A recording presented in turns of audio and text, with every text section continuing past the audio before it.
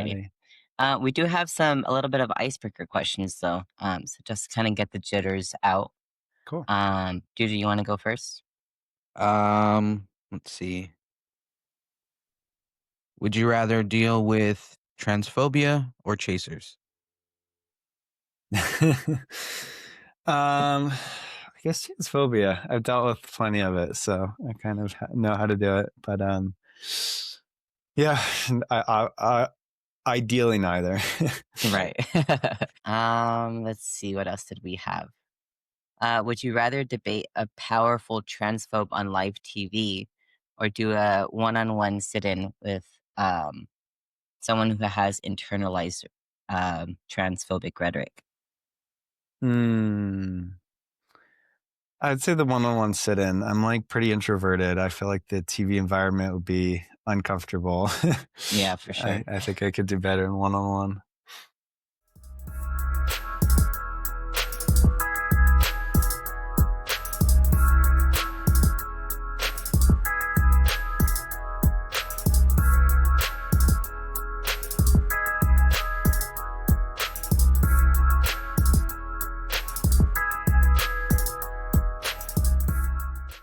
Welcome to Two Guys Unfiltered, a podcast where we let LGBTQ people like you share their story, the funny ones, the hard ones, and everything in between. I'm Juju. And I'm August. So whether you're part of the community or just here to listen, we're glad you're here.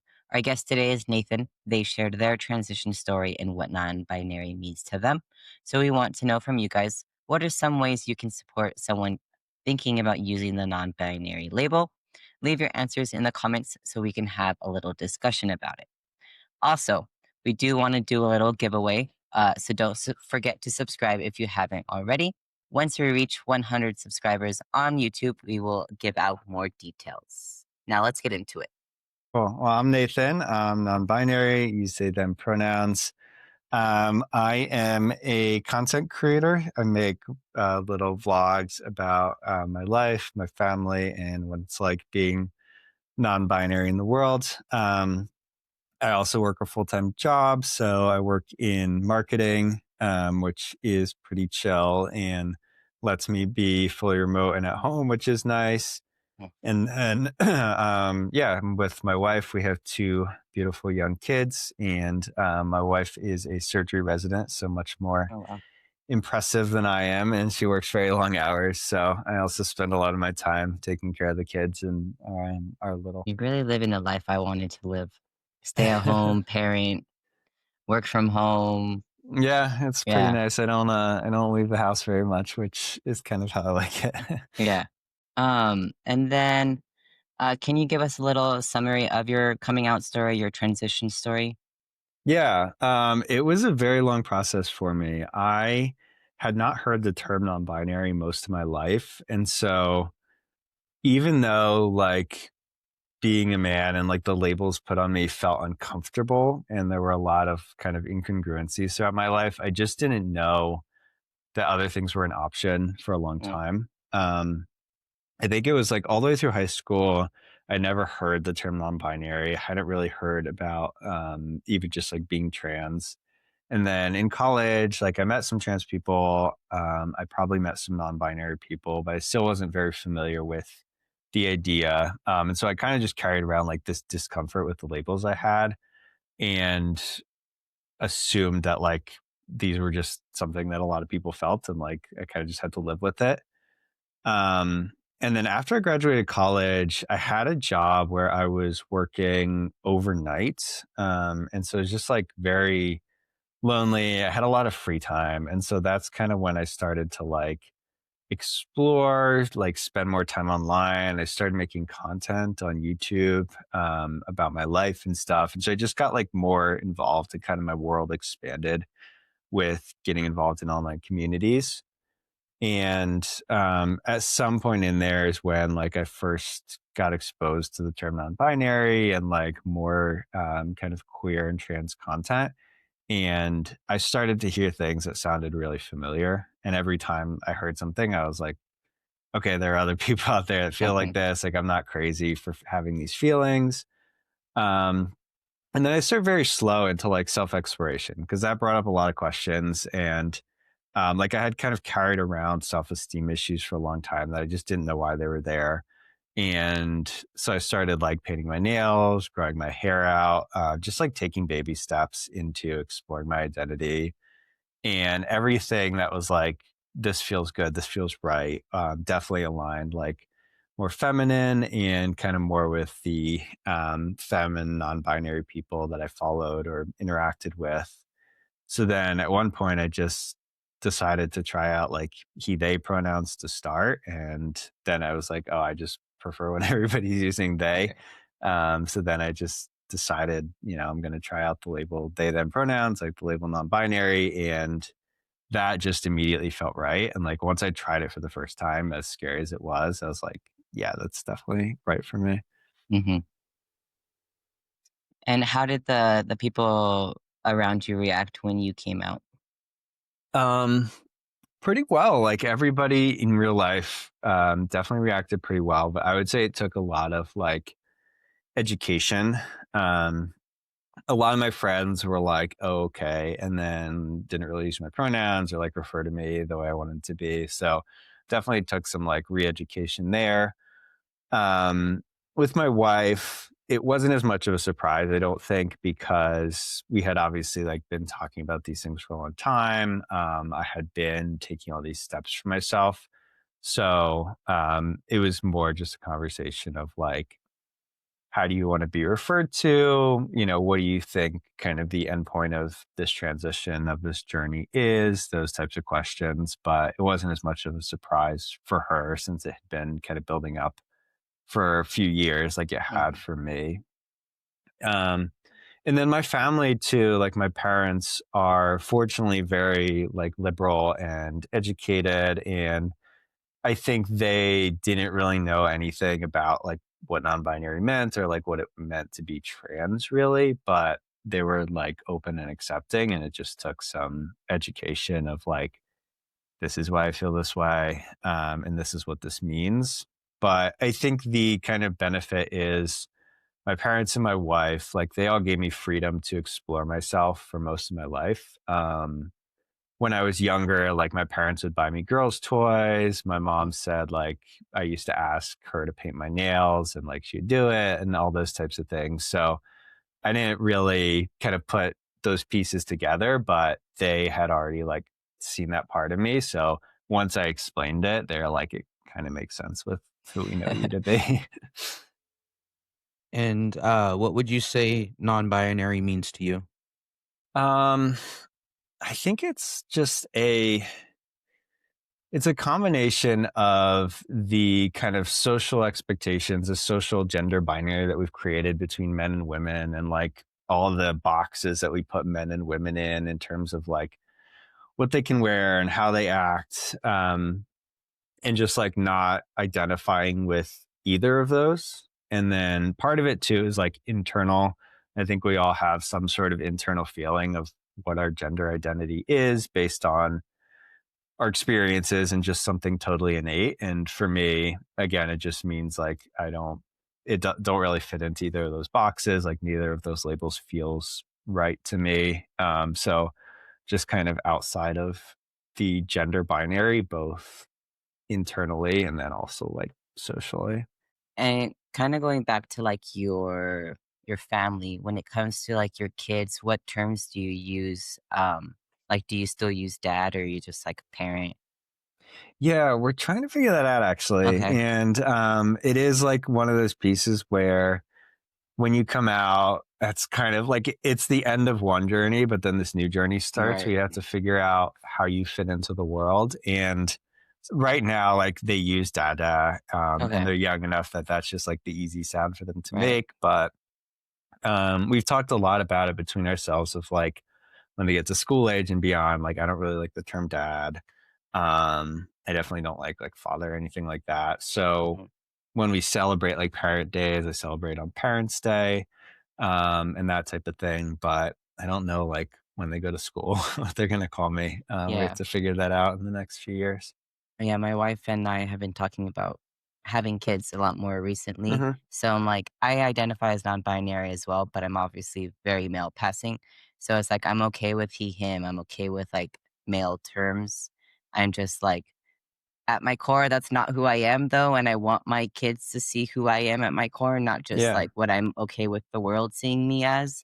So it's like it's been a lot to think about. So I wanted to ask to see how your mindset is about those things. Yeah, definitely. And like what you said is something that, since I've been more vocal about my identity, a lot of other queer parents have said is like, obviously the world itself is very binary and just Hmm. like kind of this cis het system, but parenting is too. And like other parents have so many expectations that are Right. just like very gender binary. So I think there's a lot of power in just like being whatever weird, unique combination you have and like doing Yeah. what works for you and kind of being the change in the world and also in parenting communities.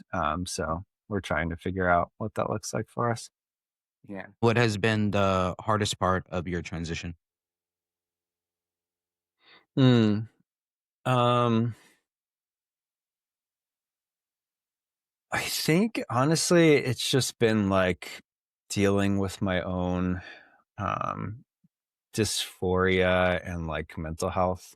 Um, I think like it's had a lot of ups and downs. And, I've been in therapy on and off for most of my life. I am currently. And um, even like after coming out and, feeling right about like my identity, the dysphoria about like my body didn't really go away. Mhm. And the dysphoria of just like how I presented myself and how other people perceive me. And so, especially early on in my transition, I just was like, I had a really hard time mentally with all of that. And now I've come to a kind of more self acceptance. I've taken a lot of steps in terms of just like what I wear and like how I do my hair and accessories and all that stuff that feels more affirming.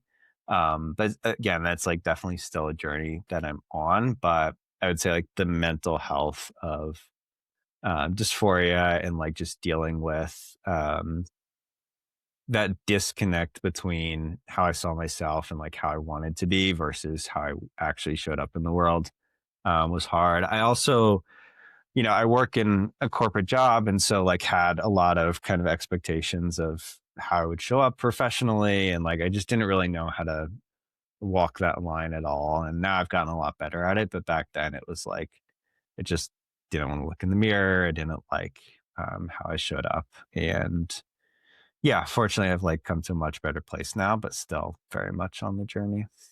Yeah. And are you out at work or are you still using he, Not him? not like vocally. So I do client work. So a lot of people will meet is just like kind of in passing, or we'll do like one meeting a week. So I don't like Okay. tell everybody my identity. But it's also not something I'm like actively hiding. It's just like logistically, since I'm meeting a lot of new people every week or every month, I don't, come out to everybody separately. Hmm. Okay. But for me personally, like I think socially and with family is like more important. So I'm okay like with those people that, are just kind of passing through and I'm not talking too much misgendering me or having certain Okay. ideas. It just kind of makes it easier. Breaking news! Unfortunately, on December 11th, House Bill 1442 was pre-filed by Republican GOP Erica Leon of New Hampshire, making it harder for trans people to use the restroom. Similar to the Texas bathroom ban, this bill will require people to use the bathroom that aligns with the gender they were assigned with at birth in private businesses. It is also important to note that this bill only establishes women's facilities as sex-separated areas, but does not mention men's spaces, making it a clear attack on trans women specifically. So, some positive news this week. Cynthia Erivo just made Golden Globes history. She earned a Best Actress nomination for her role as Elphaba in Wicked for Good, becoming the first Black woman to receive 2 Golden Globe nominations in that lead actress, musical, or comedy category. She was also nominated last year for the first Wicked film, making this a huge moment not for just her career, but for the queer and Black representation in Hollywood. A big win and very well deserved. In more good news, drag queen Pattie Gonia completed a 100-mile hike in full drag, raising over $1 million for 8 outdoor nonprofit organizations. Pattie Gonia highlighted how important these funds were for these organizations since major funding cuts were made by the Trump administration. She stated, "I hope I can be a little bit of proof that combining who you are and what you're good at to fight for the change you want to see in the world works." If you want to read more into these stories, the links to the articles will be in the description below. And so, on the flip side, what has been the most joyful part of your transition or coming out story? Um, I think the sense of comfort that like I didn't know I was missing for most of my life has been the most joyful. Like looking back again, there were so many signs, like it was so obvious what my identity was and like that I wasn't comfortable as a man, but I just like didn't know it. And I had all these feelings that I struggled with, like self-esteem issues that I struggled with. I went through like a bunch of different style changes to try to find something that felt comfortable. And then once I realized my identity, once I started to like kind of make my transition and change up my style and the way I presented myself and, socially transition, I just started to feel so much more comfortable. And it was like, I didn't know you could just wake up every day and like be comfortable in your own skin and like feel good about yourself. Like I thought it was kind of always this process of like you have to work on yourself and be hard on Mhm. yourself, and that's just like all the process. But I was like, oh, I guess this is just like being human and like comfortable Yeah. as a person. No, it's weird. Like when you finally get to a point of your transition, you're like, okay, like there's nothing else like I feel deeply unhappy about myself with, or Hmm. like there's routes that you can change. So I think being comfortable, feeling comfortable also took a lot for me to like get there as well. Like, oh, I don't have to feel uncomfortable every day. There are Mhm. days where I'm going to feel like myself. Like that. No, I feel like no one really talks about that. Is like the days that you feel euphoric. Hmm. Right. Yeah, I agree. And I think like there's also once you hit that point, it's you kind of it becomes less of a focus, like your Hmm. transition or your identity sometimes. And that is also a weird feeling because it's like for a while, it's like all you can think about. And like every day when you're getting dressed, you're like so focused on it. And then sometimes, you just go through your day and it doesn't cross your mind much. And you're like, oh, Yeah. I'm living as myself. And, I'm not having to actively think about my transition all the time. And it's Hmm. definitely a nice feeling. And what are the different ways that you express your gender or something that makes you feel non-binary? Yeah. For me, a big part of it, I think there's the kind of social aspect of like, I never really just felt comfortable around men or like men as kind of my soul friend group. So, like, being able to express myself more emotionally and like just express myself differently than I felt pressured to when I was around men has been a big change around in terms of like the people I interact with. And then also presentation, like most of the clothes I wear at this point are from like the women's section or, are marketed towards women. So just being thoughtful about choosing clothes that fit the silhouette that feels more comfortable, and kind of understanding how different clothes and accessories um, help me show up and like how I perceive them. Because for a long time, I never really thought about like why I perceive certain clothes as masculine or feminine or like what makes different clothes masculine or feminine. So I've thought a lot more about that and like have a closet that kind of reflects a much more in the middle kind of androgynous look. And then, yeah, just like doing my hair in a way that's kind of softer as well. Like I used to have much more of like an undercut and stuff and just like a very masculine haircut. And that always kind of felt uncomfortable. I wear a lot of jewelry and accessories now. All that helps me feel like I'm just kind of being myself and expressing myself through my fashion. Are there specific like pieces that you tend to go for, like I don't know, like crop tops or like blouses, things like that? Yeah, I really like a tight shirt and baggy Okay. pants combo. I think also jewelry wise, like some things I've gravitated toward have been like chunkier jewelry or like beads. Mm. Um, like a little bit more dangly or kind of like V-shaped jewelry versus just like, necklaces that are um more of kind of round shape or more plain. So like definitely chunkier, more expressive jewelry, and then yeah, like tight shirts, Okay. baggy pants, that type of thing. Yeah, or like chunky boots too. I like chunky boots. That's funny. My wife is she likes chunky stuff too, and Mhm. I'm like, "No, I just want simple, clean cut, like, that's all." Yeah. That's my go-to. Yeah, everybody's so different. Mhm. And then kinda going back to, your wife and your relationship with her, do you feel like your dynamic has changed, before coming out, while you guys were talking about the possibility of you using, different pronouns to now? Mhm. It definitely has. When you make a lifelong commitment, like getting married, you kind of commit to every version of a person, and some of those are like versions that you don't expect or don't know yet. So, we've been through a few of those throughout our time together.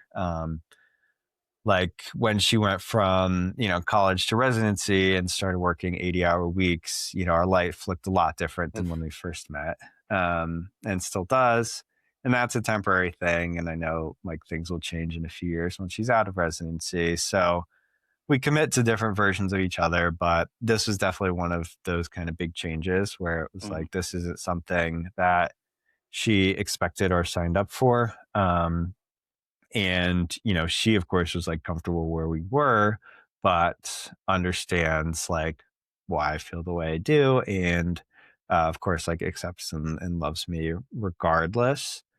But yeah, I think at first, even though we had been talking about it, it's kind of like it is a little bit of a shock or something that takes some adjustment because it's like when you're thinking about your own gender and like thinking about coming out, it's in your head all the time and you're kind of like used to the idea, but the other person has like maybe not heard nearly as much about it. And so it takes some adjustment at first for sure. But now, we've gotten to a place where we're definitely comfortable and like she'll of course use my pronouns and like tell other people my identity, my pronouns, like to her friends and stuff. And, has taken the time to kind of learn and like figure out what works for me and also just more about like what it means to be non-binary and what kind of different ways that she can support. So yeah, I think like with everybody else, it takes education, it takes mhm, adjustment, but I also think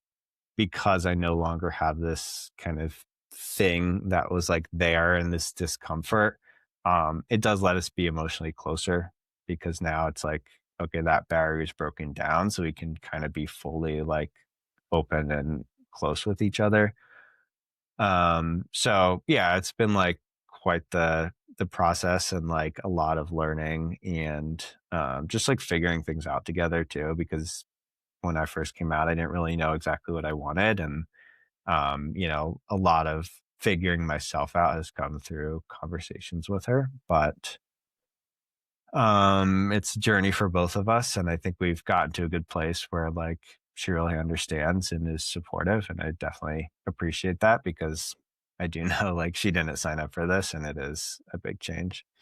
for sure. I feel like with the whole like feeling like that barrier is gone, it's like to me with my wife, it almost felt like I was like lying to her in a sense without saying anything or lying by omission.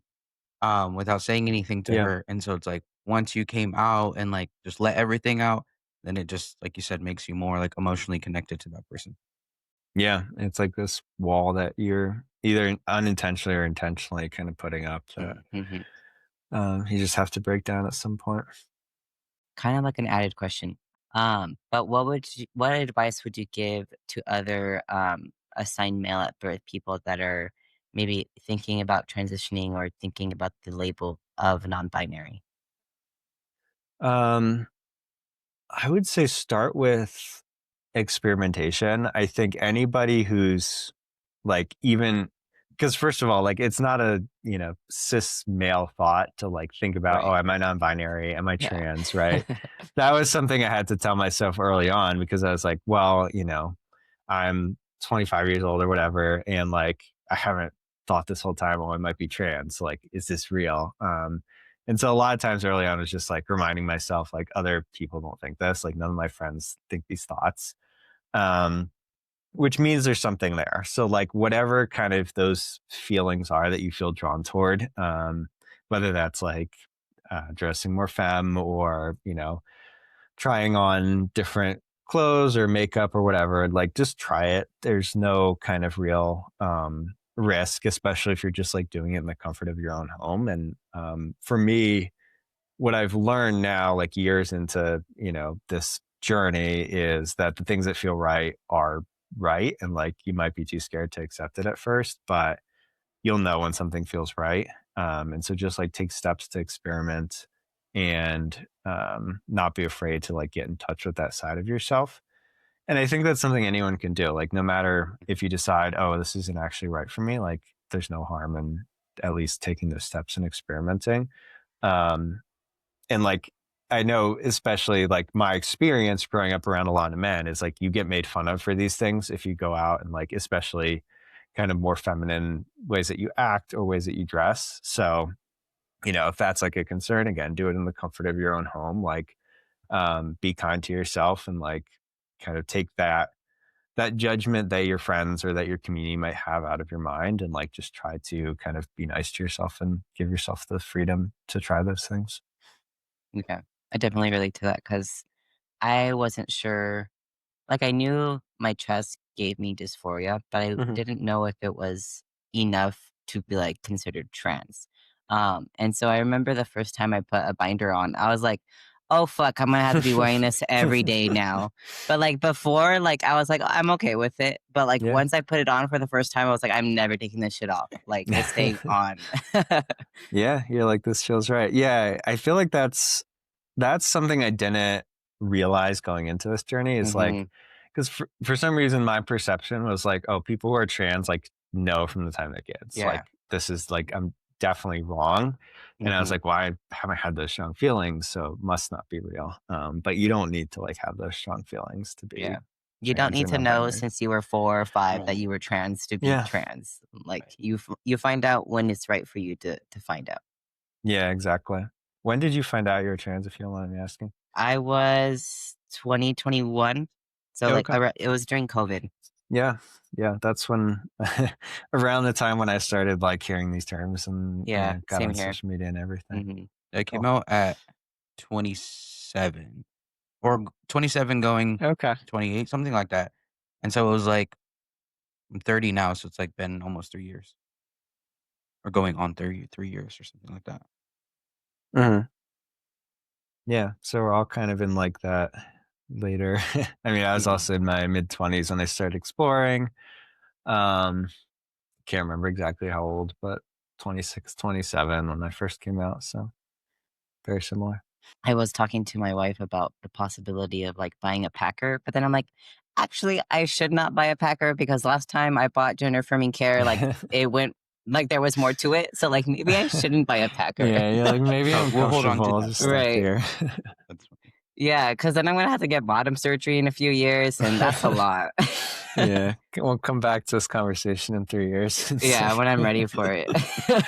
That was probably my only fear of getting top surgery, was that like bottom dysphoria was going to increase like 10 We'll times. start, yeah. Mm. Yeah. And so like it's creeping, it's there, but it's not. No, it definitely is. Yeah, and it's Yeah, not enough to like, oh, let me wear a packer every day sort of thing. Like I bought it, it's there. right. I've used it maybe once, and it makes me like, oh my God, does everybody know? And I'm like, no, can't even see it. It's not even that big of a deal, but like, yeah, no, for sure. That was my Yeah. fear. Yeah, No, because I was nice. wearing sweats today, but it's like, like, you can't sometimes when you wear sweats as, like, assigned female at birth, like, you can tell that you don't the lack Mhm. of a bulge. It's like, "Oh, well, I know what you are now." Right. So, like, that's how I felt all day today. I'm like, "Fuck, people know I don't have a bulge. People know I'm trans." But no one's looking there, No bro. one's Like, looking. No relax. one's looking.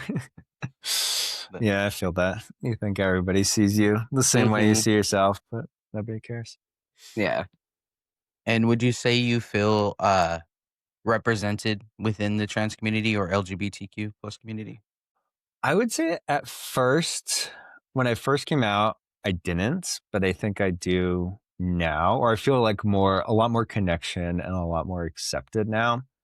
I think when I first came out, like I still carried a lot of insecurity and like just wanted to be validated in my identity, especially because you don't see a lot of non-binary people who are assigned male at birth, or at least I hadn't, up until that point. So, and I was like, I would read books about like queer characters or nonfiction. And so I was really just like searching for somebody whose experiences matched mine. And that was actually a big part of why I started making videos in the first place, was like I couldn't find that. But now that I've started being like the person that I kind of needed back then, talking about my experiences, first, like a lot more people have reached out and been like, oh, this really resonates with me. I had similar experiences, whether it's, other queer parents, non binary parents, or people who are like assigned male at birth and, haven't really found that representation. So I've kind of found it by talking about it. But also what I've realized is like there's no two people look the same. And I was searching for somebody who had similar experiences because I wanted to be validated. But once I met more queer people, talked to more queer people, I was like, oh, everybody's just like so different. And there are, so many different gender identities and representations out there that like it doesn't matter if there are people who kind of match my definition of like being non-binary. Like this is me. This is what fits for me. And the other queer people out there, no matter how they identify or like what they look like, whenever like they accept me for who I am and where I'm at. So that like really helped kind of change my perspective on it. And now I definitely feel like comfortable around kind of all the people I've met and my little community. And yeah, hopefully I can continue to be the voice for people like me who maybe need to see that representation. Definitely. Yeah, I feel like I don't, probably because I'm, the other side of non-binary, but I feel like assigned male at birth non-binary is something that I don't see a lot of. So when I came across your page, I was like, oh, I love this. Like this is a representation that I've been wanting to see. I've been wanting to hear about. So Right. Yeah, I appreciate it. Yeah, I felt like I hadn't seen much of it, and I was like, is it just because I kind of like being more femme, so like that's what the algorithm's showing me, or they're just like less of us right. out there? I don't know, but hmm I'll keep being that representation. Definitely. No, I love your videos. They're so like relaxing to watch. Thank you, thank you. And what hopes do you have for the future, either for yourself, your career, your life, your transition, and then for the LGBT trans community as a whole? Yeah, I think for myself, right now, a lot of things are pretty comfortable, but I would like to just like continue exploring what makes me kind of feel comfortable, both in terms of like how I look as well as just kind of what my creative side and what my creative journey will be.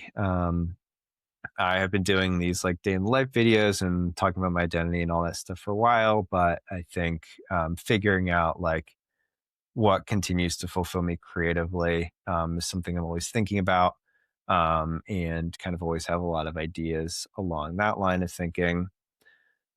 And for the community as a whole, I think I would like to continue to be a representation online and like continue to build this community of non-binary and trans and queer parents and like just people who resonate with my videos in any way, and also continue to get more involved locally. I definitely, I live in Albuquerque, New Mexico at the moment, and there's a great queer community here, and just like each time I get to be a part of it, it definitely is like a nice reminder that there are so many queer people out there just living their lives and doing good things in the community. So I would like to continue to be involved and kind of help out in real life where I can too. Yeah, Nice. that's awesome. Of course. Yeah, thank you so much. And then, did you want to share your social media so they can give you a follow if, in case they aren't? Yeah, sure. I'm at It's Nathan Emery on everything. Instagram, TikTok, YouTube. and I don't use Twitter anymore, but also on Twitter. So that's a wrap on today's episode of Two Guys Unfiltered. A huge thank you to Nathan for sharing their story. Today's episode resonated with you or reminded you of your own. We would love to hear from you. Click the link in the description below to fill out the form if you're interested in being our next guest. And don't forget to like, subscribe, and share this episode with someone who needs it. Until next time, take care of yourself and each other. Bye.